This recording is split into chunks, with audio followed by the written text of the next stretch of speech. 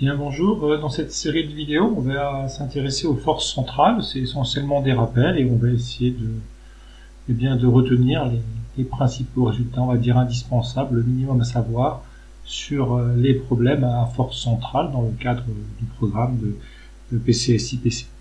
Alors, PSI. Donc en fait, l'idée c'est que on définit une force centrale tout d'abord. Donc on va commencer dans cette première partie par quelques définitions sur les forces centrales et également les grandeurs qui sont conservées dans ce type de mouvement. Alors la force centrale, la définition est donnée ici, d'accord. Pour une force centrale, c'est une force qui est dirigée, donc vous avez, je vais reprendre peut-être ici plutôt, vous avez un point O qui est fixe, on peut le prendre comme étant le centre du repère, mais on va dire que c'est l'attracteur qui exerce une force sur un point M, et on peut considérer que pour la suite, ce point M sera, disons, de masse petit m. Voilà. Et donc, on va dire que la force qui est exercée par O sur M est une force centrale, à condition que la force soit une force radiale, c'est-à-dire dirigée sur la direction qui va de O à M, et que la composante de la force ne dépende que de R. Donc il y a bien deux conditions, la direction qui doit être selon R, et la composante de la force qui ne doit dépendre que de R. Voilà, donc on peut avoir bien sûr un cas attractif ou un cas répulsif. On va passer ensuite rapidement aux premiers exemples, donc insistant là-dessus que toute l'étude, le centre de force sera fixe. On peut présenter les exemples les plus connus. On a un premier exemple en gravitation, qui est la force gravitationnelle, gravitation. Et donc en gravitation, on sait qu'on a, si on considère cet objet de masse grand M et l'autre objet de masse petit m, et on sait que la force, si on appelle lui 1 et lui 2, la force exercée par 1 sur 2, c'est une force attractive, donc avec un moins, G, la constante de gravitation universelle, la masse grand M du premier corps, la masse petit m du second corps, sur la distance au carré entre les corps, et la force étant dirigée selon UR. Donc on a bien, d'accord, la force selon UR et la composante qui dépend que de R. Et cette force-là sera toujours attractive. Alors on a un autre exemple classique, c'est en électrostatique. Ce pas les seuls exemples, c'est l'exemple le plus classique.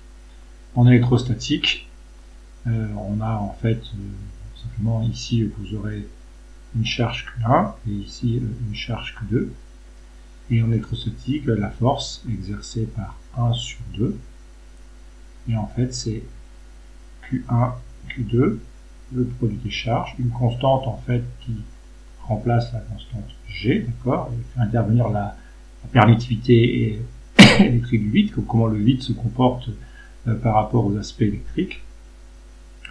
Donc Q1 sur Q2, et bien sûr, il faut pas oublier le 1 sur R carré, et tout ceci selon R. Donc il y aura deux cas possibles, d'accord, facilement maintenant les deux cas possibles. On aura soit le cas Q1, Q2 qui sont deux mêmes signes, par exemple deux protons ou deux électrons, et dans ce cas-là, la force elle sera répulsive, d'accord. Donc ça aura des conséquences sur la trajectoire. Et si vous avez Q1, Q2 qui est négatif, par exemple un proton et un électron, c'est attractif, et dans ce cas-là, le problème est extrêmement voisin à quelques notations près. Et si vous remplacez Q1, Q2 sur 4 pi epsilon 0 par G grand M petit m sur R carré, pardon, si vous remplacez la valeur absolue de Q1, Q2 sur 4 pi epsilon 0 par G grand M petit m, alors dans ce cas-là, vous avez un problème totalement équivalent. Donc voilà des exemples de force, et plus généralement, une force newtonienne, c'est une force qui serait donc en 1 sur R carré, c'est une force centrale, mais en 1 sur R carré. Donc en fait, pour la suite, on va surtout s'intéresser à ce type de force, et on notera la force de façon générale, qui sera la force en fait de O, le centre attracteur sur M. On notera ça sous la forme moins K, une constante, R carré UR, dans le cas attractif, et par exemple, dans le cas de la force de gravitation, petit k vaut G grand M petit m est positif, et dans le cas de la force électrostatique, vous avez la valeur de moins K, pardon, qui est ici. Donc là, ici, vous aurez moins K dans ce cas. Voilà. Donc voilà pour le cas du newtonien, bon, c'est un cas particulier des forces centrales. Enfin, ça c'est force centrale, c'est la définition générale. Ici, vous avez un cas particulier, et là, deux cas encore plus particuliers qui sont ici et là. Mais c'est essentiellement ce qu'on fait ici. Alors, pour les forces centrales, on va avoir un problème qui, a priori, sera un problème à 3 dimensions, hein, avec la position. Par exemple, si on repère en coordonnées sphériques, on aurait la position, on aurait les angles θ et φ sur la sphère pour repérer le mouvement. Donc, c'est un problème qui est rapidement très compliqué, mais en fait, on peut le simplifier en utilisant tout d'abord les grandeurs conservées. Donc, pour les problèmes force centrale, ne jamais se précipiter dans les calculs, mais bien commencer par identifier les grandeurs conservées. Les grandeurs conservées sont au nombre de 2 dans le cas général, il peut y avoir plus de grandeurs dans le cas particulier. Et dans un premier cas, on va s'intéresser au cas général, et on va parler un petit peu de moment cinétique. Donc maintenant, je vais parler du moment cinétique. On sait que de façon générale, quand vous avez une particule de masse, donc vous avez votre corps qui est ici, donc c'est le corps de masse petit m, le corps m de masse petit m, et vous avez l'attracteur O, et on suppose une force newtonienne. Donc pour la suite, on va travailler avec, je travaillerai avec ce type, d'accord, de force.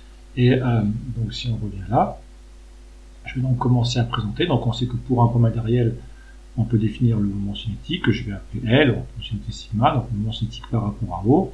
Donc il faut donc OM, vectoriel, la masse, fois la vitesse du point M. Alors en toute rigueur, quand vous avez des vitesses, il faut bien sûr définir le référentiel, et de la même façon pour le moment cinétique, mais là en fait on verra que toute l'étude se fait dans un référentiel qui est associé à O, d'accord. Bon, par exemple, si on étudie la Terre autour du Soleil, ce sera le référentiel héliocentrique. Si on utilise les satellites de Jupiter, ce sera le référentiel associé au centre de Jupiter. Donc voilà, on se place dans un seul référentiel, donc il arrive en général qu'on oublie de préciser le référentiel. Très bien, alors en fait, pour montrer que le mouvement cinétique est d'une grandeur conservée, donc ce qu'on va montrer, c'est que cette chose-là, c'est une grandeur qui n'évolue pas dans le temps. Il suffit simplement d'appliquer le théorème du mouvement cinétique qui vous dit comment le mouvement cinétique varie dans le temps. Donc, vous voulez montrer comment une grandeur varie dans le temps. Vous commencez par donner le théorème qui donne. Donc, le théorème du mouvement cinétique, hein, pour ce problème ici, va s'écrire d de LO sur dt. Donc en toute rigueur, vous voyez, j'écrirai pour le point matériel M dans le référentiel R supposé galiléen, j'applique le théorème du mouvement cinétique. Et donc ici, on a une seule force, d'accord. Donc ça fait le moment par rapport à O de cette force, d'accord. Et ça fait simplement OM, produit vectoriel avec F. Ah, simplement, ce vecteur-là est selon UR, ce vecteur-là est selon UR par définition de la force centrale. Donc vous faites un produit vectoriel de deux grandeurs qui sont collinéaires. Donc ça fait forcément 0. Et donc si vous avez 0 pour la dérivée, dites que le vecteur est une constante. Et comment détermine-t-on cette constante? Soit on prend n'importe quel point de la trajectoire, il y a souvent quelques points particuliers, on y reviendra, soit c'est une donnée initiale. Voilà. Donc ça montre la conservation du moment cinétique. Alors la conservation du moment cinétique, ça a plusieurs implications. Donc on a déjà, on a le moment cinétique conservé, mais de ce premier point, on va pouvoir obtenir le fait que le mouvement est plan. Donc on va ici obtenir comme première conséquence, on va écrire ça comme une conséquence, on aura comme conséquence le fait que le mouvement est plan. Alors comment montrer ceci? Eh bien, en fait, une fois que vous savez que le moment cinétique se conserve, donc vous avez un vecteur qui est constant, vous pouvez tout à fait le diriger selon UZ. Donc vous prenez sa direction et son sens, et tant qu'à faire, vous avez qu'à appeler ça L0 UZ. Hein. C'est toujours pas défini encore l'espace, vous pouvez tout à fait choisir comme direction selon UZ la direction de L0. Et donc finalement, vous allez avoir la direction que vous choisissez comme étant la direction de Z. Donc je peux tout à fait définir une direction comme ceci, et je dis, que cette chose-là, c'est le vecteur L0, et je dis que c'est aussi c'est la direction de UZ. C'est un choix possible qui n'enlève aucune généralité. Alors maintenant, comment on montre que le mouvement est plan? Alors simplement, pour faire ceci, donc pour montrer ceci, eh bien ce qu'il faut faire, en fait, c'est considérer l'expression du moment cinétique. Donc vous avez que L de O, c'est OM vectoriel MV, Et vous voyez qu'une propriété du moment cinétique, mais qui est toujours vraie, c'est que vu que le moment cinétique est défini par rapport au produit vectoriel de OM avec MV, eh bien, vous avez nécessairement le fait que le moment cinétique est toujours, si vous calculez L0 scalaire OM, vous avez un produit mixte avec deux vecteurs qui sont identiques, et ce produit mixte est forcément 0. Dit autrement, le moment cinétique, par définition, est perpendiculaire à OM, donc ce produit scalaire fait 0. Maintenant, on peut améliorer un petit peu le schéma qui est là, parce que maintenant, si on est ici, ce qu'on va pouvoir faire, c'est se dire que, maintenant, donc, je peux reprendre le schéma, et dire que si je définis le plan comme ceci, donc qui est le plan XY, et si maintenant je considère un point M, donc je mets un point M ici, eh bien, d'après cette propriété qu'on vient d'écrire ici, le point M va être contraint de rester dans le plan perpendiculaire, dans le plan OL perpendiculaire, si vous voulez, donc ce plan-là, en fait, si j'écris ça comme ça comme vous écrivez peut-être en mathématiques, ça c'est en fait le plan L0 perpendiculaire, et puis qui contient O. D'accord, donc vous prenez en fait le plan qui contient O et qui est L0 perpendiculaire. Donc en fait ici le plan OXY, pour simplifier. Et simplement, eh bien, la trajectoire va forcément se faire, la trajectoire elle est scalée, on verra plus tard quelles sont les trajectoires possibles, mais la trajectoire elle est forcément, elle est forcément contenue dans ce L0 perpendiculaire, parce que en fait, imaginons que si je vais faire un exemple, après j'effacerai, mais si j'imagine que par exemple M sorte du plan, si M se retrouve là, on voit bien que ici, quand vous ferez la projection, ce sera pas nul. Si OM vient avoir une composante selon UZ, alors L0 scalaire OM ne fera pas 0, et donc ça contredit cette propriété-là.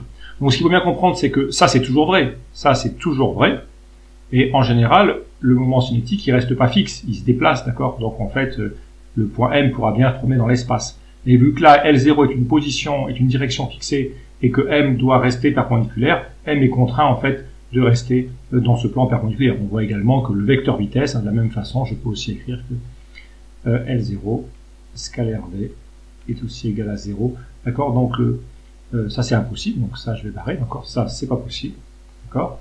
Et donc finalement, si j'efface ça maintenant, voilà le type de trajectoire qu'on peut avoir. La trajectoire est nécessairement dans ce plan-là. Donc le mouvement plan, ça a été prouvé. Je vais encadrer ce résultat. Je vais encadrer ce résultat-là. Donc le mouvement, pardon, on va commencer. Donc on va donc encadrer ce résultat-là, d'accord. Donc le mouvement plan, ça a été prouvé. Ça découle directement de la conservation du moment cinétique.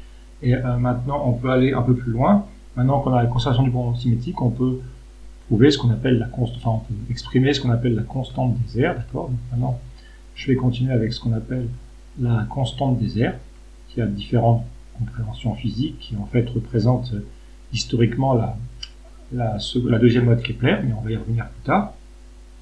Et donc simplement, maintenant que je sais que le mouvement est plan et que j'ai pris le mouvement cinétique selon Z, alors forcément, ça va simplifier pas mal les choses, parce que vu qu'on a le mouvement plan, on sait forcément que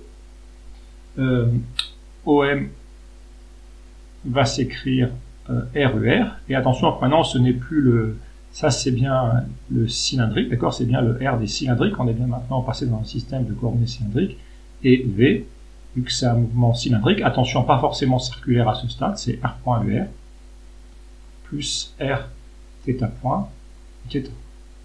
Et donc si je calcule le moment cinétique, L0, ça sera donc RER vectoriel, il faut que je mette un M ici, M, R.ER, donc il va faire 0, parce que les premiers vecteurs sont parallèles, et Rθ point Uθ, et donc finalement j'arrive à M, R carré, θ point UZ, d'accord, donc je retrouve bien forcément le UZ, mais donc ce premier-là, quand je fais les calculs, d'accord, cette chose-là, avec ça, forcément ça disparaît, parce que c'est UR vectoriel UR, et dans le second terme, UR Uθ qui fait du UZ, et donc M, R carré, c'est pas très bien écrit, je vais reprendre rapidement le M, un petit peu saboté, et M, Et donc, ce qu'on appelle la constante des airs, c'est ce C qui est là, d'accord? Ça s'appelle la constante des airs. Donc, en fait, le point très important, et ça, c'est vraiment un point fondamental, c'est que l'évolution, donc, vous voyez que l'évolution, c'est que, d'accord, c'est une constante. Donc, je vous rappelle qu'au départ, on était parti sur l'idée qu'il y avait 3 variables, mais je vais le réécrire tranquillement. J'encadre ça, donc, résultat important, d'accord? La constante des airs qui a été trouvée. Alors, si on fait une petite remarque rapide, au départ, on avait, je vais écrire ça dans le coin, d'accord, en brouillon. J'avais R, θ et Z comme variables. J'ai montré que je pouvais me placer dans un plan qui était R, θ. Et maintenant, en fait, il y a une relation en plus, et je sais que R, θ ne sont pas totalement indépendants parce que R carré θ point est une constante, d'accord? Donc, en conséquence, au début, vous avez, entre guillemets, 3 variables parfaitement indépendantes. Hein, pour un point matériel, dans le cas général, il peut bien se déplacer un petit peu comme il veut en fonction des forces qu'il exerce sur lui et des conditions initiales. Mais ici, vous avez 3 variables au départ. Non, il n'y en a plus que 2 et elles sont reliées par une grandeur. Donc, en fait, on comprend que si on arrive à trouver une nouvelle grandeur conservée, eh bien, a priori, bon, il restera à résoudre, mais on aura beaucoup progressé. On n'a plus que 2 grandeurs inconnues. On a une première relation. Si on trouvait une deuxième relation, on aurait vraiment bien avancé. Donc ici, j'ai obtenu la constante des airs. Voilà. Ok. Alors la constante des airs, je peux préciser un petit mot par rapport à l'aspect géométrique et on en aura presque fini pour le mouvement cinétique. Donc je vais faire une petite remarque du point de vue géométrique. Donc si on a O ici, si je considère à un instant donné le vecteur position, et j'imagine que c'est pas très bien fait, on va dire que c'est ça. On imagine que localement on a une certaine, pas forcément comme ça d'ailleurs, on va faire un cas plus général. On imagine que localement on a une trajectoire donc, qui est un petit peu scalée, d'accord. Et j'ai forcément, pas forcément, bon, ça ne pas pour l'instant quelconque. Et là j'ai un vecteur vitesse qui est tangent, et donc pendant une durée dt, je parcours une distance qui sera v dt, d'accord. Mais là on n'a pas forcément un angle droit, hein, c'est un angle quelconque pour l'instant, d'accord. Et simplement je peux définir ici la petite, voilà, je définis le petit triangle qui est ici, d'accord. Et en fait l'aire, la petite aire dA de ce, donc ça je considérais l'aire dA de ce petit triangle. L'aire, en fait, ça peut s'obtenir à l'aide du produit vectoriel. Donc, on aura le premier vecteur, le second vecteur, c'est bien des longueurs, d'accord. Simplement, ça ferait un peu trop, ça nous donnerait le rectangle. Donc, on divise par 2 pour avoir le triangle, d'accord. Et une fois qu'on est là, ben, on a montré précédemment que, en fait, ça fait donc norme de R vectorielle V dt sur 2, et la norme de R vectorielle V, hein, d'après ce qu'on a fait ici, vous savez, le moment cinétique. Alors si on imagine, bon, on se place dans le cas où en fait θ serait positif, θ point en général, on s'arrange pour orienter que la particule tourne dans le sens trigonométrique, donc on peut toujours prendre cette constante positive, en toute rigueur c'est la valeur absolue, donc on peut toujours s'arranger pour que ce soit ça, donc en fait ce terme-là, vous voyez, il correspond à cette chose-là. En fait. La norme du produit vectoriel, ça correspond à C, donc ça fait C dt sur 2, donc on voit finalement que, et autrement, si j'écris ici pour terminer, ça entraîne que dA sur dt, ça vaut C sur 2, et ça c'est une constante, donc ça veut dire, mais on y reviendra lorsque on se fait proprement les lois de Descartes,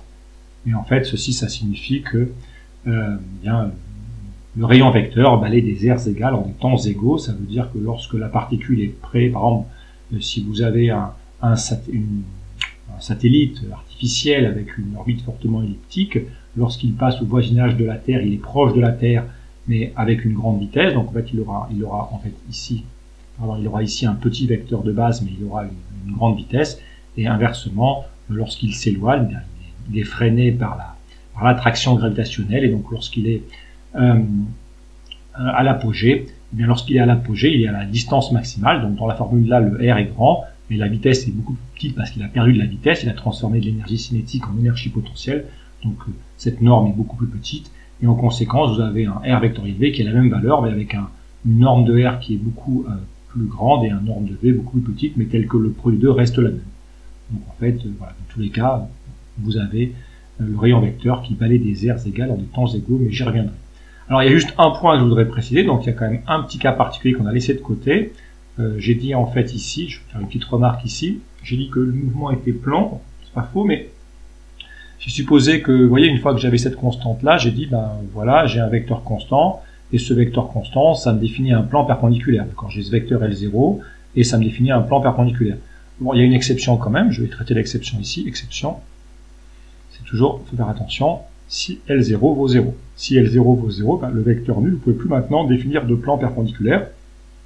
Alors, c'est pas très grave, parce que ça, c'est un cas particulier trivial, vu que OM, c'est M vectoriel V, et que ça vaut 0 et que c'est conservé, eh bien, il n'y a que deux cas possibles. Ça veut soit dire, en fait, que on peut se mettre au départ, d'accord? Ça veut simplement dire que OM et M des 0, ils sont parallèles au début, ou ça veut soit dire que la vitesse initiale, elle est nulle, par exemple. Donc, ça veut dire qu'en fait, c'est ce cas de figure-là, c'est ce cas de figure, par exemple. Vous avez la Terre comme ça, et puis vous